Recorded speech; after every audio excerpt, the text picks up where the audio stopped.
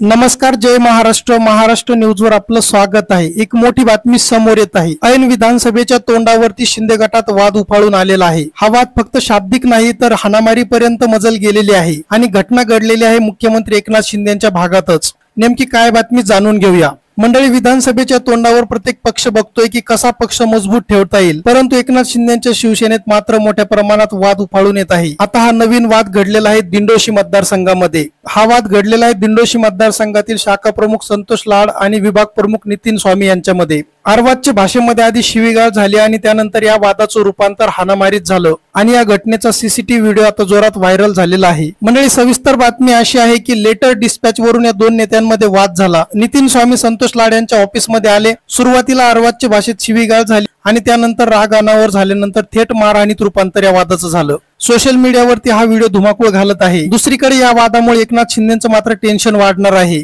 कारण अजून विधानसभेची घोषणाही झालेली नाही आणि एवढ्या मोठ्या प्रमाणात वाद सुरू झालेले आहेत. तर मंडळी, ही होती महत्वाची बातमी. तुमचं काय मत आहे कॉमेंटमध्ये व्यक्त करा आणि असेच व्हिडिओ पाहण्यासाठी चॅनल सबस्क्राईब करा. धन्यवाद. जय महाराष्ट्र.